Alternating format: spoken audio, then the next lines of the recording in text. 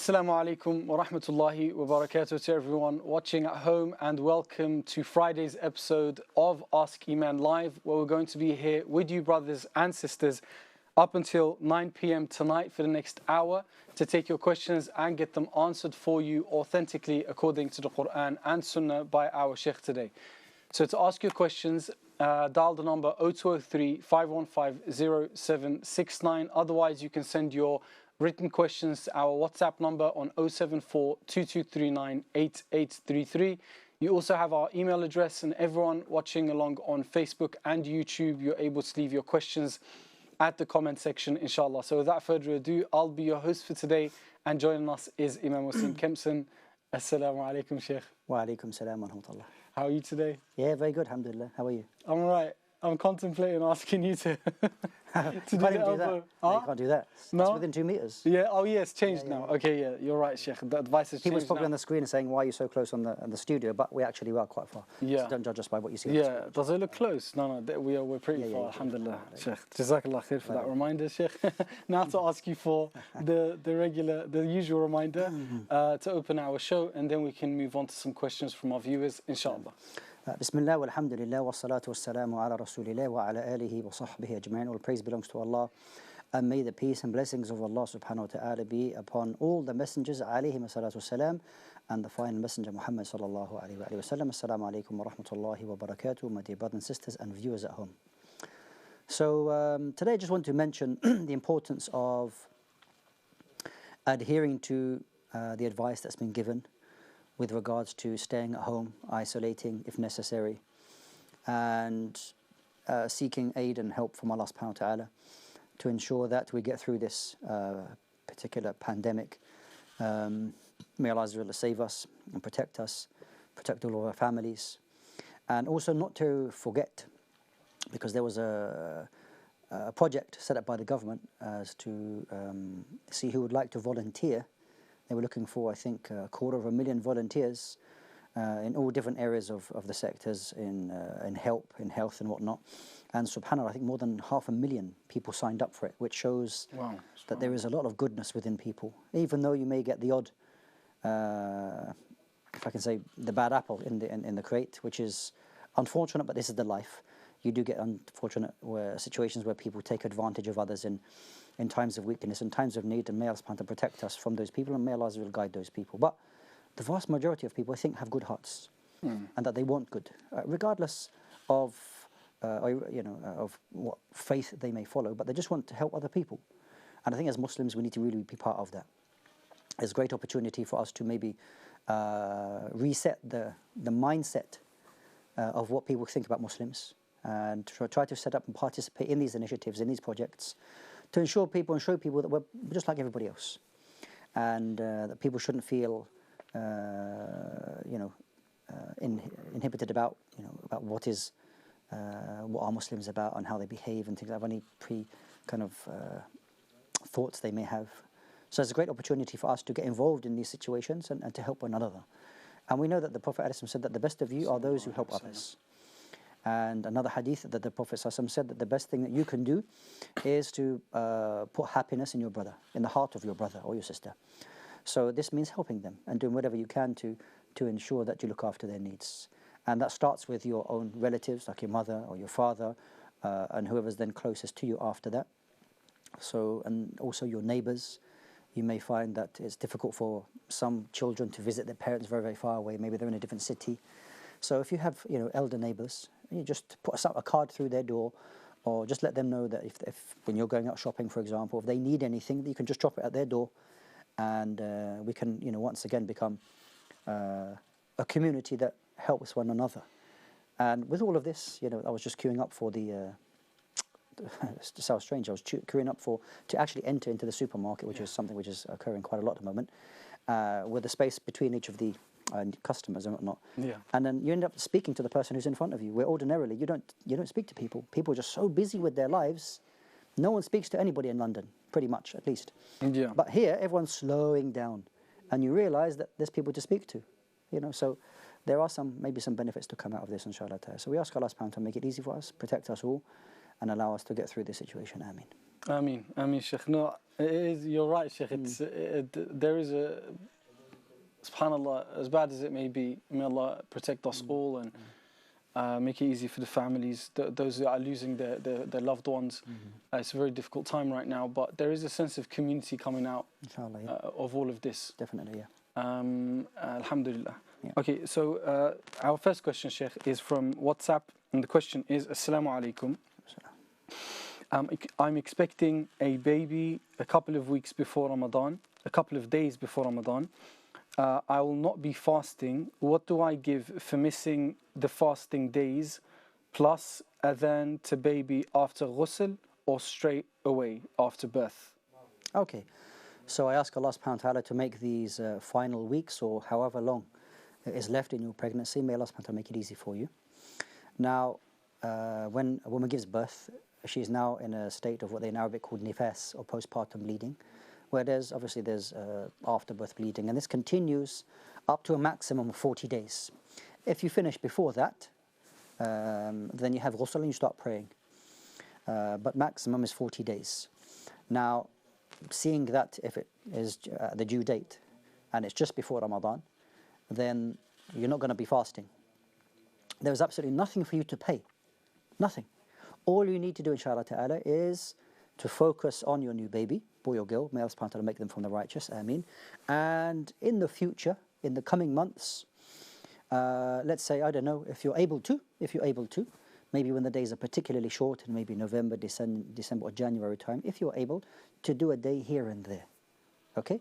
Where you start fasting maybe 7 in the morning, you break your fast nearly 4 o'clock in the afternoon. It's not that long. So that's all you need to do, inshallah ta'ala. Those days remain in your account, and you just make them up in the future when you can. There's no such thing that you're just going to pay the days off, like you pay to feed a poor person for each of those days, and there's no fasting upon you. No, that's not correct. Rather, you just make those days up in the future, inshallah ta'ala, when you're able to do. Wallahu a'lam.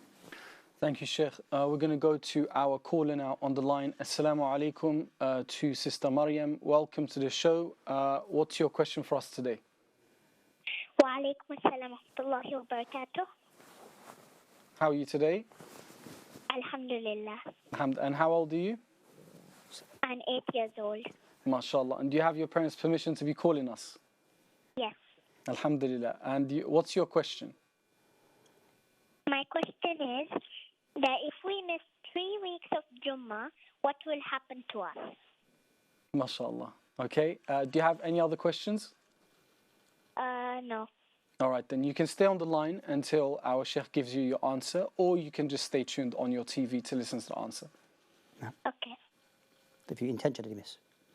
What happens, I think, under these circumstances? Yeah, okay, I understood the question. So, there is a hadith that the Prophet ﷺ said that whoever intentionally misses 3 Jum'ahs, that Allah subhanahu wa ta'ala will put a seal on their heart that they will be from the heedless.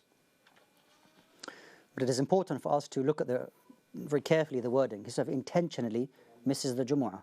Now, we're living in extraordinary circumstances, something that none of us have experienced in our lifetimes, even quite possibly our grandfathers' lifetimes. You know, they've not experienced such a thing around the world, where the masajid are closed en masse. Okay, so we are fully excused, okay, for not attending the masjid because of the current situation. So we do not come under that hadith where Allah subhanahu wa ta'ala will make us from the heedless because we didn't pray Jumu'ah. Okay.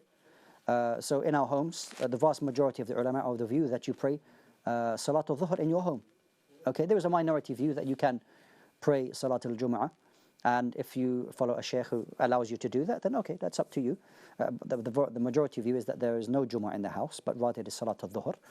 And that being the case, then there's no sin upon you, because we are in the situation that we are in, and we ask Allah subhanahu wa ta'ala to make it easy. I mean. Thank you, Shaykh. Does that answer your question, young sister? Yes. MashaAllah. Okay then, thank you so much for calling. If you have any other questions, you can call back again, inshallah.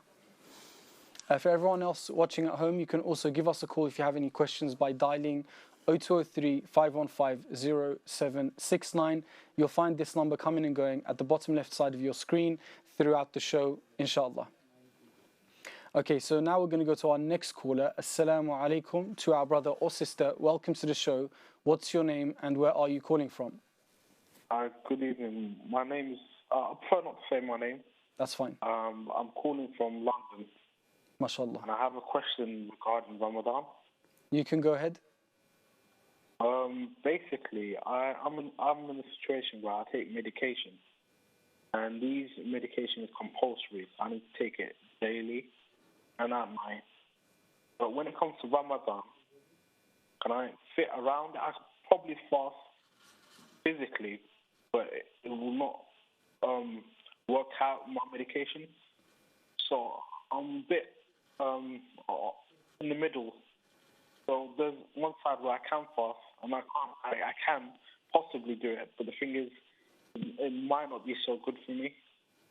So it's not a situation where I can't fast because it's really serious. It's more of a borderline. It's in the middle. Yeah. I just want to know what I should do. Okay then, brother. Thank you so much for calling. We're going to answer your question after our break, just because we've reached our break now. So Jazakallah khair for calling. Do stay tuned.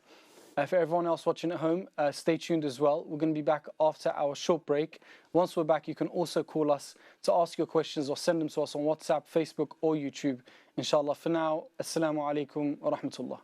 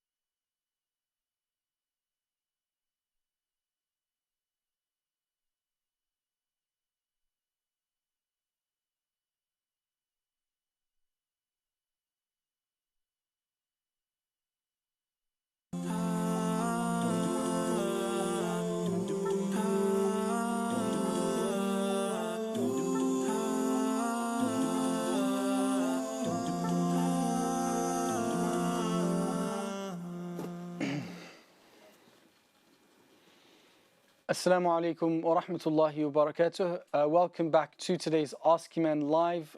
Brothers and sisters, we're going to be here with you up until 9 p.m. tonight to answer your questions authentically according to the Quran and Sunnah by our Shaykh today, Imam Wasim Kempson.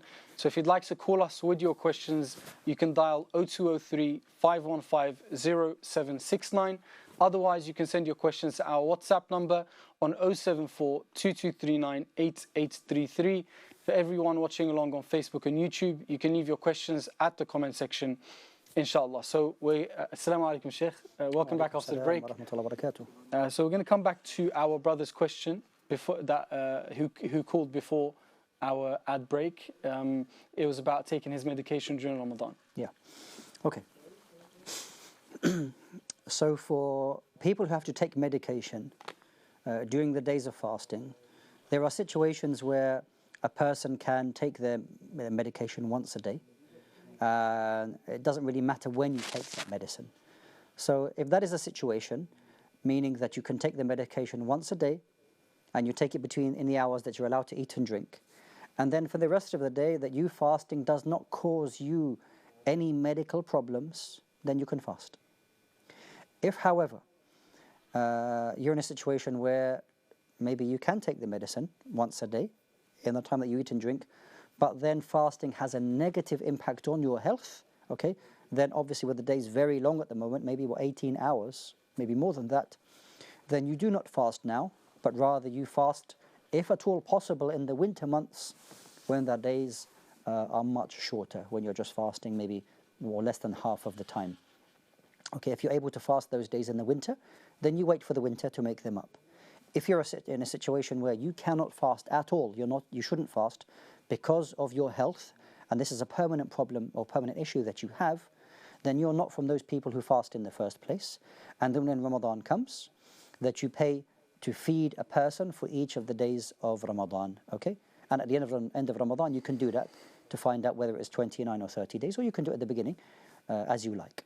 So you make that call, fear Allah as much as you can. If you can fast, fast. As long as it's not negative to your health. Taking into consideration the medical advice that's also been given to you from the medical professionals. But if you can make it up in the winter with no issue, then you simply just fast in the winter. Allah subhanahu wa ta'ala is best. I hope that's clear. Thank you, Shaykh. We're going to go to our next caller of the show now. Assalamu alaikum to our brother or sister. Welcome to the show. What's your name and where are you calling from? Assalamu alaikum, you're live on Ask Eman. What's your name and where are you calling from? Assalamu alaikum wa rahmatullahi wa barakatuh. That's Said calling from Manchester. MashaAllah, brother Said. Welcome back to the show. How are you today? Alhamdulillah. Alhamdulillah. And your My question to Shaykh is that, Shaykh, can you provide some guidance in the present situation of this coronavirus? How, in the light of Quran and Sunnah, Muslims are expected to behave and understand the situation as in present time? Okay? Okay, thank you so much, brother Said, for your question. Stay tuned, and we'll get that. We'll put that forward to the Shaykh shortly. We're going to move on now to our next caller. Assalamu alaikum. Welcome to the show. What's your name and where are you calling from? Assalamu alaikum. Assalamu alaikum to our brother or sister. Welcome to the show. What's your name and where are you calling from?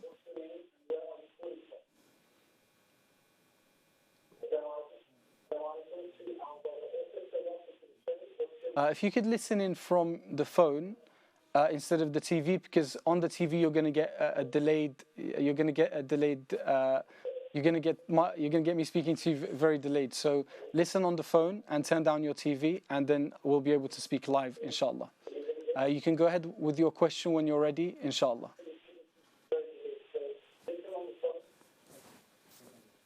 Yeah. Okay. We'll move on. Do we have another caller on the line?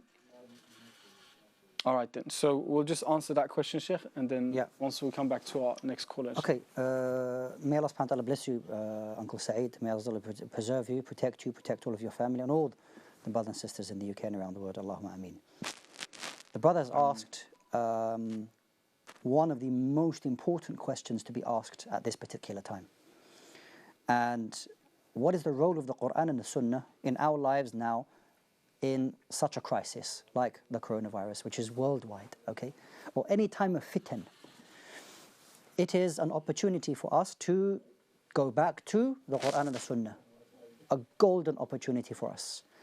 And it is a very, very dangerous time in that because people feel helpless, because people feel that they want to do something extra, okay, that they would invent things.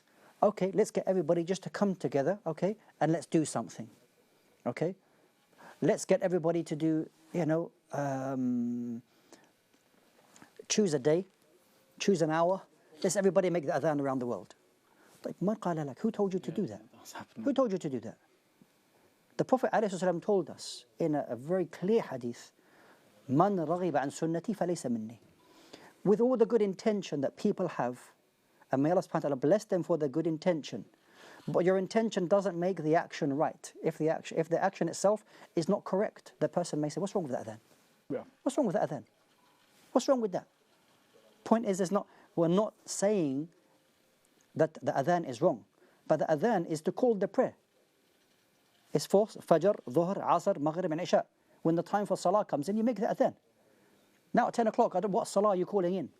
In the UK, for example, there's no time for Salah.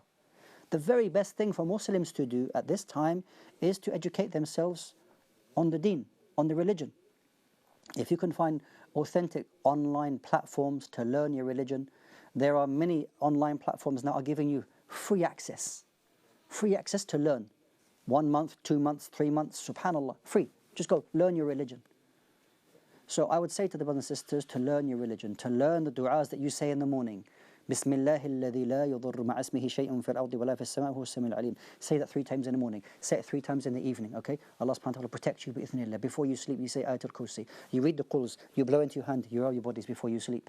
These are the authentic adhkar that the Prophet ﷺ taught us, that Allah subhanahu wa ta'ala will protect you with. Okay? In times of difficulty, we are in a very needy situation, a very difficult situation that we are required. We should be learning these things to make the very best and ask Allah subhanahu wa ta'ala to protect us all. So adhere to what is authentic. Don't be emotional. Don't start making things up as you like. Don't do that. Just know what is sah, what is correct and valid, and from the deen of Allah subhanahu wa ta'ala. And don't make up things up as the Prophet forbade from doing such practices. Jazakallah khair, Shaykh. Yeah, I received a broadcast message the other day which said something similar, that during this time, in these countries, we're all going to make dhikr together as well. Certain adhkar. So it's not, this stuff's not correct, right, Shaykh? Pray your prayers on time, pray your sunnah. Listen, always refer to Ahlul Ilm, the people of knowledge concerning these issues. Is this valid for us to do? Okay. I mean, this is not the platform for us to go into a lecture about defining innovations into the religion. And now it's quite easy for us to define what is sunnah, meaning what was the genuine and authentic practice of our dear beloved Muhammad sallallahu alaihi wasallam. That is what we should be adhering to, and not making up as we go along. Yes, it's a very hard time for a lot of people, very emotional time for people, but just adhere to what we find in the Quran and Sunnah. Now, refer to the people of knowledge. Refer to the people of knowledge, and don't just follow these these posters that just fly around. It is really very upsetting when you see such things. Jazakallah khair, Shaykh. We're going to move on now to our next caller. Assalamu alaikum. Welcome to the show. What's your name and where are you calling from? Assalamu alaikum, brother. My name is Maryam. I'm calling from East London. Welcome to the show, sister. And your question? My question to the Shaykh is, Assalamu alaikum, Shaykh. Salam wa rahmatullahi wa barakatuh. Is regarding Ramadan, as Ramadan is coming soon, alhamdulillah. Basically, last Ramadan, I couldn't fast 11 days because I was pregnant. So I missed 11 days. And now my baby is, alhamdulillah, 5 months old. My question to the Shaykh is, do I have to make those fasts before the Ramadan, or can I do it later on towards like October, November? She's just 5 months old still. I'm giving her formula, plus she's breastfeeding as well. So I'm not sure. I read a lot of hadith, but I'm quite confused. Some of them they say you have to, some of them you can do it later. So I'm not sure what shall I do. Should I fast before, or can I make it later on after the Ramadan? Okay, thank you, sister. Do you have any other questions? That's all, brother. All right, thank you. You can stay on the line, or you can stay tuned on the TV to listen to your answer, inshallah. Okay. So may Allah subhanahu wa ta'ala make it easy for you, sister. 5-month-old baby. May Allah make them from the righteous and the pious. Ameen. So the call goes back to you after you, of course, know what the options are in front of you. Now, it is not just a simple rukhsa, a permission that because I have a small baby, I don't fast. If you're able to fast without any difficulty, okay, then you should fast. Okay, everybody's required to fast if they fulfill the conditions, except if something is in place that stops me from fasting. I'm ill or I'm a traveler, that gives you the option. As a sick, you shouldn't fast.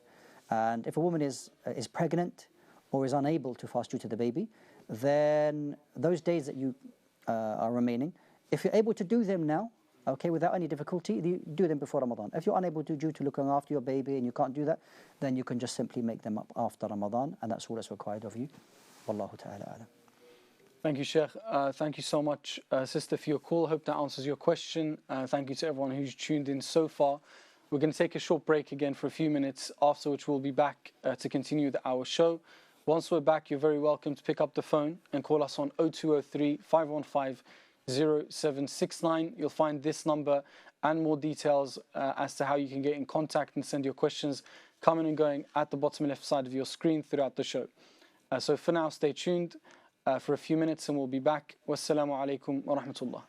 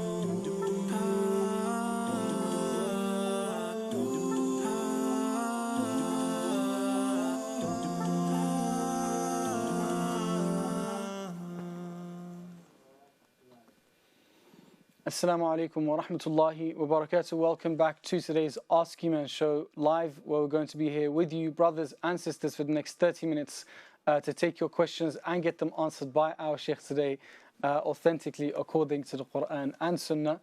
Welcome back, Shaykh. How are you? Thank you, brother. Welcome back. Jazakallah khair.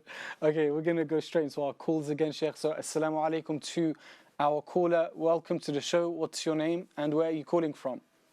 Assalamu alaikum wa rahmatullahi wa barakatuh. To yourself and Shaykh Wasim Kempson. Wa alaikum salam. MashaAllah. Wa alaikum salam wa rahmatullahi wa barakatuh. May Allah protect us in this difficult time and keep us strong, inshallah. Ameen. Ameen. I have a question which has two parts. First part is during the Hajj, when it is prohibited to kill any living thing, even if it's a harmful thing, like, for example, a rat, a snake, or a mad dog.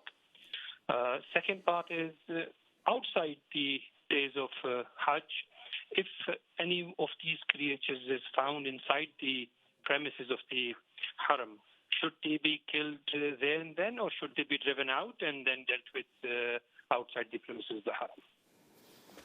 Okay. Do you have any other questions? That's it for the moment. Jazakallah khair. Assalamu alaikum. All right, thank you so much. Stay tuned for your answer. We're going to move on now to our next caller. Assalamu alaikum. Welcome to the show. What's your name and where are you calling from? Okay. All right then. Okay, we're going to answer that question first, Sheikh. We lost that call, so if we can ask you to call back, we'll take your question, inshallah. Okay.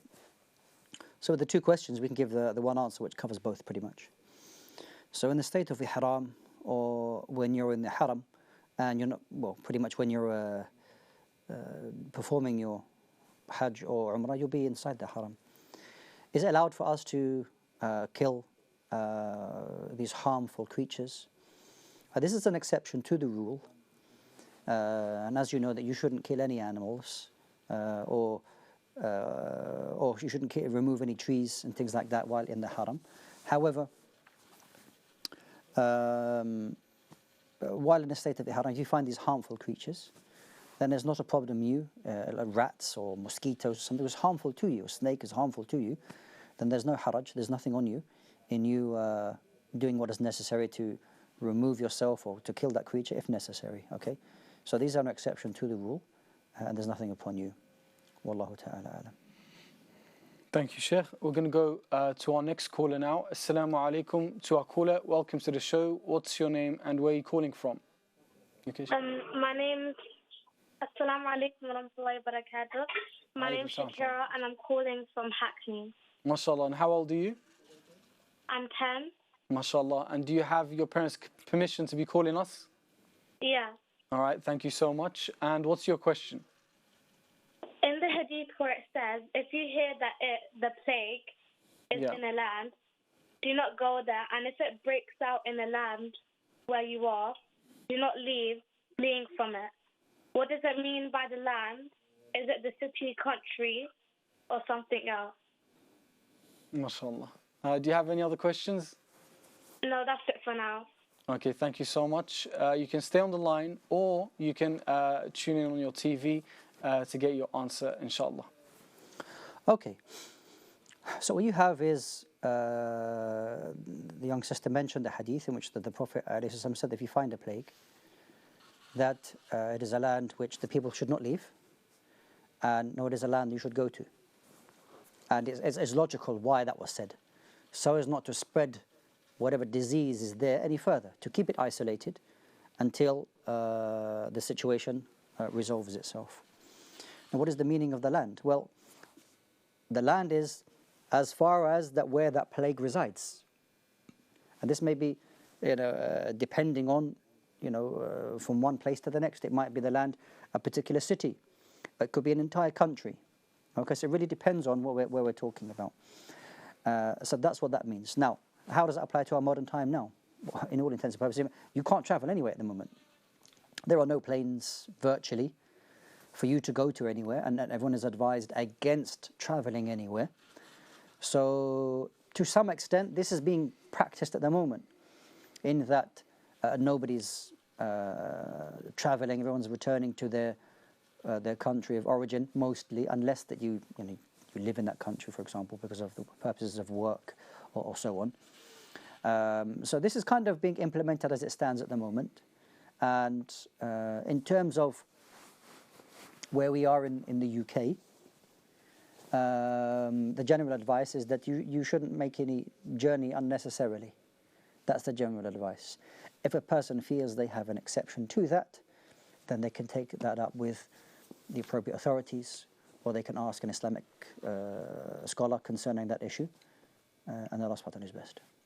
Thank you, Shaykh.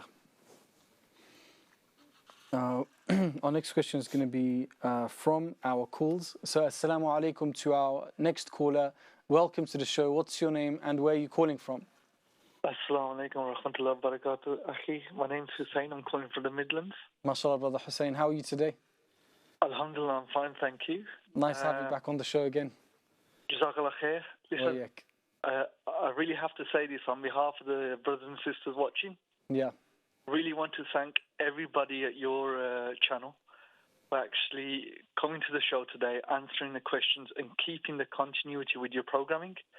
You know, it's, mashallah, you're kind of like a member of our families, and at these times, these changing times, mashallah, to have that normality there, you know, to have your presence here in the absence of going to the mosque and everything around us, you know, jazakallah khair for that, for all your efforts and everybody that's working at the channel. I wanted to really say that.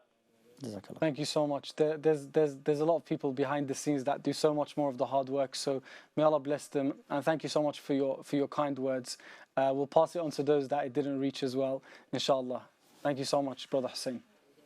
Okay, alhamdulillah. And your question?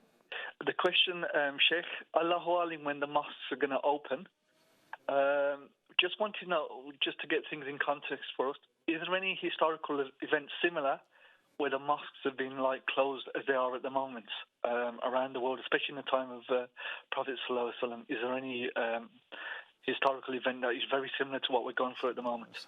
No. Okay, do you have any other questions? That's it. Jazakallah khair, akhi. Okay, thank you so much, Brother Hussein. May Allah bless you. Okay, so a few days ago, one of the learned brothers, I know him quite well, may Allah bless him, mentioned, I think, an incident in Cordoba, in Qurtuba, which is Andalus, it's modern-day Spain, which when it was under Muslim rule, that there was some form of illness or plague, and that there was for a particular time some mosques were closed, masajid were closed because of that. So there's a precedent with regards to the safety of people on that issue. And I would also, if I can add, with regards to, I know for all the time that you watch the screen, there's a handful of people who do appear. But with the number of people that you do see in front of the screen, you can usually double or treble the amount of people that are behind the camera trying to facilitate and make sure all that happens by the will of Allah subhanahu wa ta'ala. But at the moment, because of the circumstances, many of the brothers have had to self-isolate because of potential symptoms and whatnot. And for that reason, you find some brothers in which that this is not their department to work in, okay, have forsaken their families to come in and to work as in other departments of the channel itself, which is not even their job. But they're willing to come in and do that, even though it means that they have to travel 20 miles across London, okay, to ensure that the programming, happens. For me, it's just a 10-minute drive, alhamdulillah, for me to come here in southwest London. But there are brothers who have to travel 20 miles to come here, and it's not even their job, but they do it for the sake of Allah subhanahu wa ta'ala. So we ask Allah Azza wa Jalla to give all those brothers to the best of reward, and if there's any sisters involved as well, the best of reward, because we're doing the easy part, to be honest with you. The brothers who come here before are hours be here before we actually start the program, and we'll be here a good while afterwards. We just come here for the hour and then we go. So may Allah reward them with the very best reward. Ameen. Ameen. Ameen. Thank you so much, Shaykh. We're going to move on now to our next question, which is from our WhatsApp questions. And the question is, I heard from people that playing games with a dice is haram. So are games like Monopoly and other board games that have this format haram as well? Okay. The issue with dice games, its prohibition is found in Sahih Muslim, amongst other books of Ahadith, in which the Prophet ﷺ in one narration said it is better for a person to dip their hand in the blood of a khinzir than rather playing with dice. Now, it is important that when we look at the alfaz, or the words that are taken from the Arabic, and when translated into English, sometimes they're oversimplified. Okay? Now, the word that is used in the Arabic when translated into English simply put as dice. When in fact, when you look at the word carefully in the Arabic, actually it specifically refers to a game which is backgammon. Backgammon plays with dice. But the ahadith which in its origins are from Persia. That this is the game that was specifically mentioned in the hadith, which is prohibited. Others of you say no, all dice games. And there are views to say, regardless of the game, that it is not allowed. Others, they say no, it is specifically concerning backgammon, and other small dice games like snakes and ladders are fine. Maybe after the break, I'll just go into a little bit more, inshallah. Okay, Shaykh, thank you so much. Inshallah. We're just going to take a short break for a few minutes, which is going to be our last break of the show. Then we'll come back for the last part of the show. So for now, stay tuned, brothers and sisters. Wassalamu alaikum wa rahmatullah.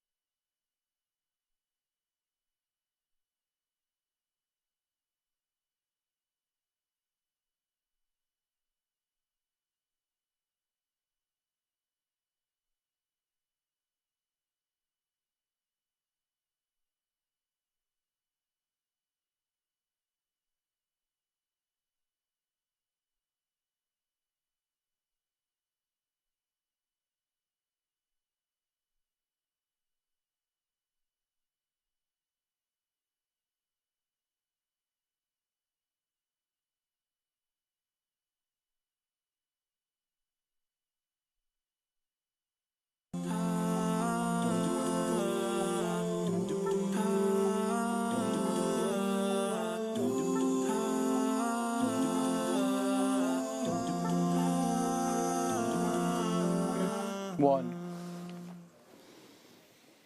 Assalamu alaikum wa rahmatullahi wa barakatuh to everyone watching at home, and welcome back to today's Ask Eman Live, where we're going to be here for the last part of our show now for another 10 minutes, inshallah. So the number to call us on is 0203 515 0769. Assalamu alaikum, Shaykh. Welcome back after the break. Wa alaikum salam wa rahmatullah. Jazakallah khair. And we're going to go to our next caller now. So, assalamu alaikum to our caller. Welcome to the show. What's your name and where are you calling from? Hello, assalamu alaikum. Alaikum salam. Wa alaikum salam wa rahmatullahi wa barakatuh. Yeah, how are you? I'm well, thank you so much, brother. And how are you? Yeah, I'm good, alhamdulillah. Alhamdulillah. I've got 2 questions to ask. You can go ahead. My first question is there any specific worship to do on the 15th of Sha'ban? Okay. And your next question? My second question is, explain to me what is imsak. Okay. All right then. Thank you so much, brother. You can stay on the line if you'd like until the Shaykh answers your question, or you can stay tuned over the TV. We're going to move on to our next caller now, and then we'll come back to those questions. So, assalamu alaikum to our caller. Welcome to the show. What's your name and where are you calling from? Assalamu alaikum. MashaAllah. Wa alaikum salam wa rahmatullahi wa barakatuh. What's your name? My name's Anas and I'm calling from London. MashaAllah. And my question is, why do men wear white ihram in Mecca? Okay then. How old are you, young brother Anas? 9. MashaAllah. And do you have your parents' permission to be calling us? Yes. Thank you so much. Okay, so you can stay on the line, or you can tune in over your TV. Yeah? Oh, you have another question? Sorry, go ahead. When a Muslim child dies, Yeah. where do they go after they are buried? MashaAllah. All right then. Do you have any other questions? Okay, thank you so much to our young brother Anas. Okay, Shaykh, do you mind if we start with these questions and then go back? Yeah, it's fine. Yeah, all right then. So, young brother Anas first asked about second asked about if young children are passed away, what happens? Yeah, you asked me that because you only remember the last question. The previous 3 you forgot. Yes, Shaykh. All right, inshallah. You remember all of them, I'm sure. Inshallah, try to. Okay, so Brother Anas, Jazakallah khaira, asked, we'll start with the last question and gives you time to try and remember the other one. Yeah. If young Muslim children, they pass away, that we know, inshallah ta'ala, that they will be in the paradise. The Prophet alayhi salatu wasalam, when he went up into the heavens and he met Ibrahim alayhi salam, that Ibrahim alayhi salam, and what we saw, informed us that the souls of the children would be in the paradise. So this is a promise, alhamdulillah, that the children of the Muslims, that they will be in the paradise. Allahumma lak alhamd. It's a mercy from Allah subhanahu wa ta'ala. Naam. Thank you, Shaykh. Okay, so young brother Anas' first question was, why do men wear white ihram during Hajj and Umrah? Okay, so we wear white because this was what the Prophet ﷺ wore and recommended us to wear the best of clothes. I mean, in terms of the best white that you could choose. So it is best and sunnah to wear white. Okay, this was the recommendation of the Prophet ﷺ. Although not a condition, it doesn't have to be white. But it's almost a case that you'd be hard pushed if you wanted to buy ihram, it would be other than white. I mean, technically, you could wear a blue one or an orange one if you wanted to, but I don't think you wouldn't find that. Okay, so white is pretty much all that you find in the market. Okay, so this is the best color to wear because this is what the Prophet ﷺ encouraged us to wear when performing the ihram. Just as when you bury a person, that you shroud them in white sheets. So it serves as a reminder for us. Wallahu a'lam. Thank you, Shaykh. Our brother before, young brother Anas, asked if there's any acts of worship we should do on the day or on the night of the 15th of Sha'ban. So there is nothing from the Sunnah to specifically do on that night. Okay, there's nothing to actually do, i.e. there's no hadith to say that you should fast of the day or you should stand in the night in prayer. There's nothing. that is authentic from the Sunnah of Rasulullah sallallahu alaihi wasallam or the practice of the companions or those who came after them. Nothing for you to specifically do on that night. Okay. Wallahu ta'ala alam. Thank you, Shaykh. And there was a word the brother used. I don't know if it was yeah. So the word imsak, I assume it's to do with, of course, fasting. Imsak means to withhold with regards to when you start the fast. Or you start, that means you're going to stop eating and drinking. So you withhold food and drink at the adhan. Okay, not 5 or 10 minutes, as you may see on some timetables that 10 minutes before the adhan you have imsak and that you stop eating and drinking. This is not correct. It's not from Islam. You have up until the adhan is made, okay, to eat and drink as you like. Once you hear the adhan, you do not eat or drink anything. And even if there's a glass in your hand, you don't continue drinking. There's something on my plate, I keep eating. No. Once you hear the adhan, you are not to eat or drink anything at all. And this, if you like, is the imsak. This is with you holding and starting the fast. Wallahu a'lam. Thank you, Shaykh. We're going to go to our callers. So, assalamu alaikum to our next caller. Welcome to the show. What's your name and where are you calling from? Assalamu alaikum to our caller. Welcome to the show. What's your name and where are you calling from?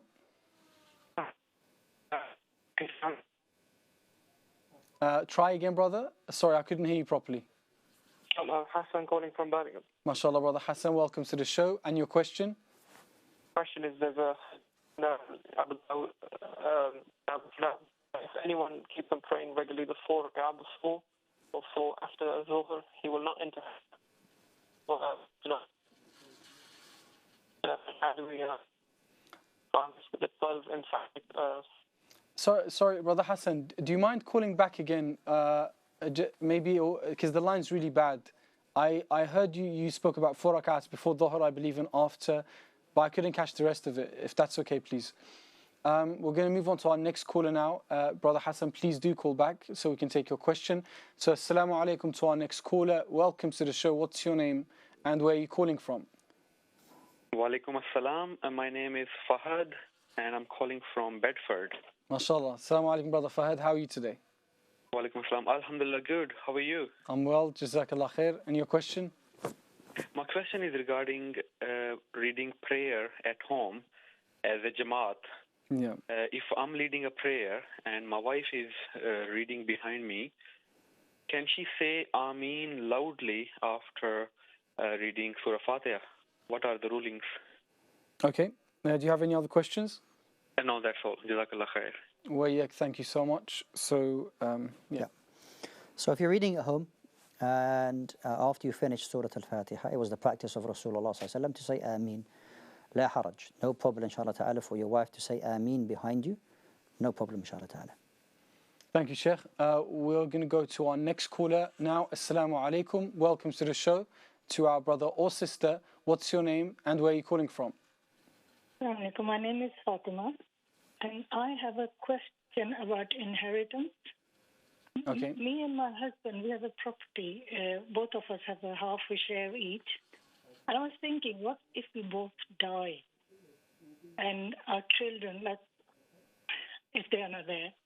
So how do we divide the property? Does it half goes to his family and half goes to my family?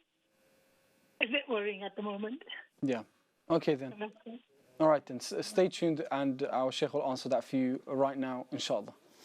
So I ask Allah subhanahu wa ta'ala to give you and your husband, sister, long lives, to give you healthy lives, that you're able to see your grandchildren and your children grow up, inshallah ta'ala. I know this can be quite a worrying time for a lot of people, but put your trust in Allah subhanahu wa ta'ala. Ask and make lots of dua to Allah Azza wa Jal. And I'm sure, bi'idhnillah ta'ala, remain optimistic that the situation will be okay, inshallah ta'ala. And that this situation is not something that you need to discuss or needs to be sorted out for a long, long time, bi'idhnillah ta'ala. Nonetheless, answering it very, very, very quickly, if a person has a 50% share in a house, for example, then they will have, so for example, a husband passes away, then he will have certain people who will inherit from him, okay? And then you work it out like this, and then if a wife dies, then similarly she will have relatives and it will be divided like that.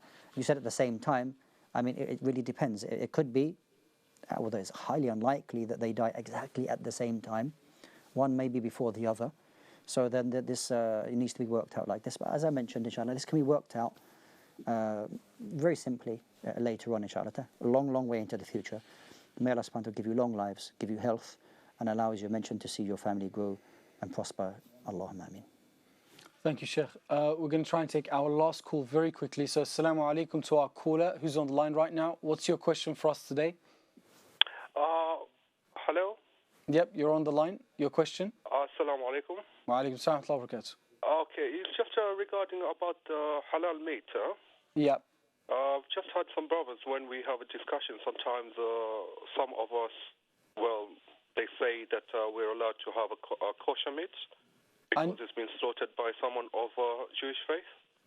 Okay, is that your question? We have to finish very quickly, brother. Sorry. Yeah.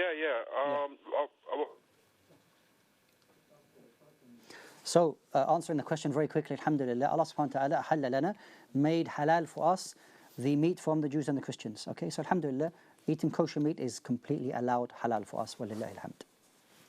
Thank you so much, Sheikh. Thank you so much to everyone who's called in today.